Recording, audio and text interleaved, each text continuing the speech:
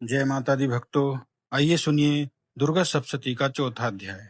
आइए ध्यान करते हैं। पहले इंद्रादि देवताओं द्वारा जगदम्बा की स्तुति।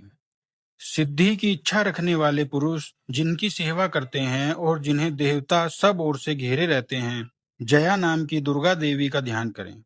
उनकी श्री अंगों की चमक काले मेघ के समान श्याम है। वे अपने कटाक्षों से शत्रुओं को भयभीत करती रहती हैं। उनके माथे पर चंद्रमा की रेखा शोभा पाती है। वे अपने हाथों में शंख, चक्र, कृपाण और त्रिशूल धारण करती हैं। उनके 3 नेत्र हैं। वे सिंह के कंधे पर चढ़ी हुई हैं और अपने तेज से तीनों लोकों को परिपूर्ण कर रही हैं। ऐसा हमें ध्यान करना चाहिए माता का। उसके बाद आइए सुनते हैं। ऋषि बोले, अत्यंत पराक्रमी दुष्टात्मा महिषासुर तथा उसकी असुर सेना के देवी के हाथ से मारे जाने पर इंद्र आदि सभी देवता प्रणाम करने के लिए गर्दन तथा कंधे झुकाकर उन भगवती दुर्गा की उत्तम वचनों द्वारा स्तुति करने लगे। उस समय उनके अंगों में अत्यंत हर्ष के कारण रोमांच हो आया था। देवता बोले, संपूर्ण देवताओं की शक्ति का समुदाय ही जिनका स्वरूप है तथा जो देवी शक्ति से संपूर्ण जगत में व्यापक हैं, समस्त देवताओं और महर्षियों की पूजनीय उन जगदम्बा को हम भक्ति पूर्वक नमस्कार करते हैं। वे हम लोगों का कल्याण करें। जिनके अनुपम प्रभाव और शक्ति का वर्णन करने की भगवान शेषनाग, ब्रह्मा जी तथा महादेव जी भी सामर्थ्य नहीं रखते, वे भगवती चंडी का संपूर्ण जगत का पालन और अशुभ भय का नाश करने का विचार करें। जो पुण्यात्माओं के घरों में स्वयं ही लक्ष्मी रूप से, पापियों के यहाँ दरिद्रता रूप से, विशुद्ध अंतकरण वाले पुरुषों के हृदय में लज्जा रूप से निवास करती हैं, उस भगवती दुर्गा को हम नमस्कार करते हैं। देवी, विश्व का पालन कीजिए। हे देवी, आपके इस अगम रूप का असुरों का नाश करने वाले महान पराक्रम तथा समस्त देवताओं और दैत्यों के समक्ष युद्ध में प्रकट किए हुए आपके अद्भुत चरित्रों का हम किस प्रकार वर्णन करें। आप संपूर्ण जगत की उत्पत्ति में कारण हैं। आप में सत्व, रज और तम ये तीनों गुण मौजूद हैं, तो भी दोषों के साथ आपका संसर्ग जान पाते आप ही सबका आश्रय स्थान है। यह समस्त जगत आपका अंशभूत है, क्योंकि आप सबकी आदिभूता अव्याकृता प्रकृति हैं। देवी, संपूर्ण यज्ञों में जिसके उच्चारण से सब देवता तृप्ति लाभ करते हैं, वह स्वाहा इसीलिए आप ही हैं। इसके अतिरिक्त आप पितरों को भी तृप्ति का कारण हैं, इसीलिए सब लोग आपको स्वधा भी कहते हैं। देवी, जो मोक्ष की प्राप्ति का साधन है, अचिंत्य महाव्रत स्वरूपा हैं, समस्त दोषों से रहित, जितेंद्रिय, तत्व को ही सार वस्तु मानने वाले तथा मोक्ष की कामना रखने वाले मुनिजन जिसका अभ्यास करते हैं, वह भगवती परा विद्या आप ही हैं। आप शब्द स्वरूपा हैं। अत्यंत निर्मल ऋग्वेद, यजुर्वेद तथा उद्गीत के मनोहर पदों के पाठ से युक्त सामवेद का भी आधार आप ही हैं। आप देवी, त्रयी और भगवती हैं। इस विश्व की उत्पत्ति एवं पालन के लिए आप ही वार्ता के रूप में प्रकट हुई हैं। आप संपूर्ण जगत की घोर पीड़ा का विनाश करने वाली हैं। देवी, जिससे आप समस्त शास्त्रों के सार का ज्ञान होता है, वह मेघा शक्ति आप ही हैं। दुर्गम भवसागर से उतारने वाली नौका रूपी दुर्गा देवी भी आप ही हैं। आप आसक्ति शून्य हैं। केटव के शत्रु भगवान विष्णु के वक्ष स्थल से एकमात्र निवास करने वाली भगवती लक्ष्मी तथा चंद्रशेखर द्वारा सम्मानित गौरी देवी भी आप ही हैं। आपका मुख मंद मुस्कान से सुशोभित, निर्मल पूर्ण चंद्रमा के बिंब का अनुकरण करने वाला और उत्तम स्वर्ण की मनोहर कांति से कामनीय है। तो उसे भी देखकर महिषासुर को क्रोध हुआ और सहसा उसने उस पर प्रहार कर दिया। यह बड़े आश्चर्य की बात है, क्योंकि क्रोध पूरित यमराज को देखकर भला कौन जीवित रह सकता है। देवी, आप प्रसन्न हो। परमात्म स्वरूपा, आपके प्रसन्न होने पर जगत का अभ्युदय होता है और क्रोध में भर जाने पर आप तत्काल ही कितने कुलों का सर्वनाश कर डालती हैं। यह बात अभी अनुभव में आई है, क्योंकि महिषासुर की यह विशाल सेना क्षण भर में आपके क्रोध से नष्ट हो गई।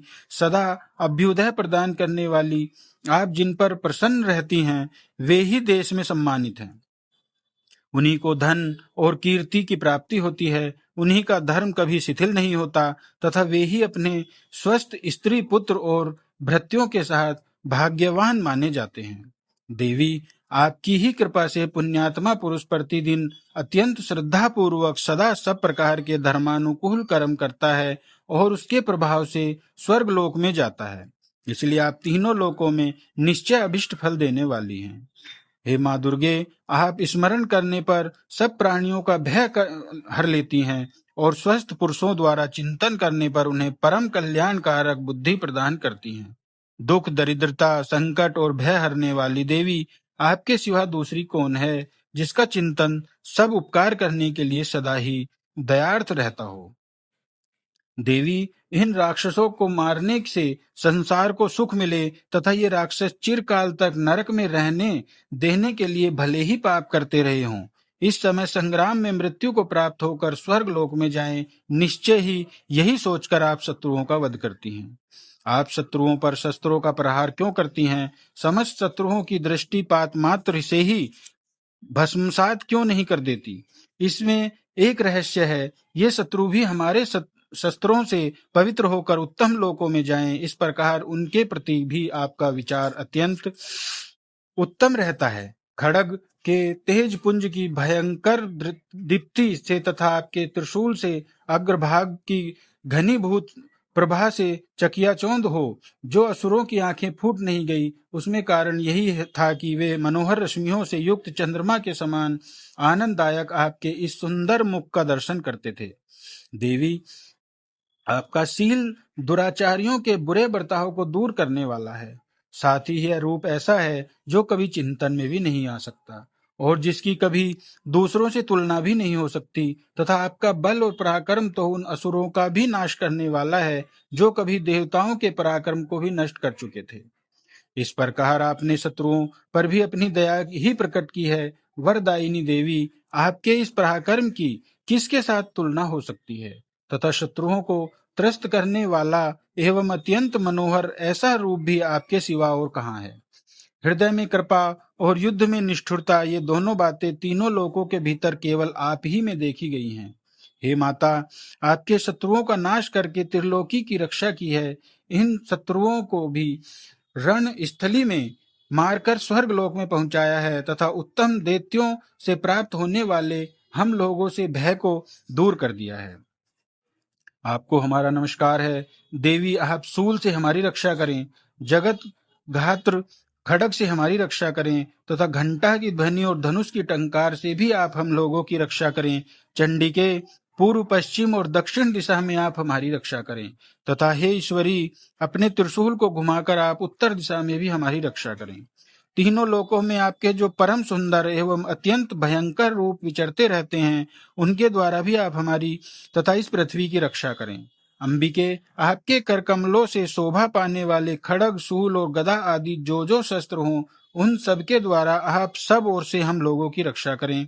ऋषि बोले, इस प्रकार देवताओं ने जगदम्बा दुर्गा की स्तुति की और नंदन वन के दिव्य पुष्पों एवं गंध, चंदन आदि के द्वारा उनका पूजन किया। फिर सबने मिलकर जब भक्ति पूर्वक दिव्य धूपों की सुगंध निवेदन की, तब देवी ने प्रसन्न वंदन होकर प्रणाम करते हुए सब देवताओं से कहा। देवी बोली, देवताओं, तुम सब लोग मुझसे जिस बात की कामना करते हो उसे मांगो। देवता बोले, भगवती ने हमारी सब इच्छाएं पूर्ण कर दी, अब कुछ भी बाकी नहीं है, क्योंकि हमारा शत्रु महिषासुर मारा गया। हे महेश्वरी, इतने पर भी आप हमें और वर देना चाहती हैं, तो जब जब आपका स्मरण करें तब तब आप दर्शन देकर हम लोगों के महान संकट निवारण कर दिया करें। तथा प्रफुल्ल वंदन अंबिके, जो मनुष्य इन स्तोत्रों द्वारा आपकी स्तुति करे, उसे धन, संपत्ति और ऐश्वर्य देने के साथ ही उसकी धन और स्त्री आदि संपत्ति को भी बढ़ाने के लिए भी आप सदा ही प्रसन्न रहें। ऋषि कहते हैं, हे राजन, देवताओं ने जब अपने तथा जगत के कल्याण के लिए भद्रकाली देवी को इस प्रकार प्रसन्न किया, तब वे तथास्तु कहकर वहीं अंतर ध्यान हो गई। हे भूपाल, इस प्रकार पूर्व काल में तीनों लोकों का हित चाहने वाली देवी जिस प्रकार देवताओं के शरीरों से प्रकट हुई थी, वह सब कथा मैंने कह सुनाई। अब पुनः देवताओं का उपकार करने वाली वे देवी असुरों तथा शुंभ निशुंभ का हनन करने एवं सब लोगों की रक्षा करने के लिए गौरी देवी के शरीर से जिस प्रकार प्रकट हुई थी, वह सब कथा मेरे मुंह से सुनो, मैं उसका तुमसे वर्णन करता हूँ। हे भक्तों, ये चौथा अध्याय भक्तों के सभी कष्टों को निवारण करने वाला, उनकी सभी इच्छाओं को पूर्ण करने वाला है। आप इसे ध्यान से और मन लगाकर सुने और हमारे इस चैनल को सब्सक्राइब करें और लाइक का बटन दबाएं। बोलिए जय माता दी।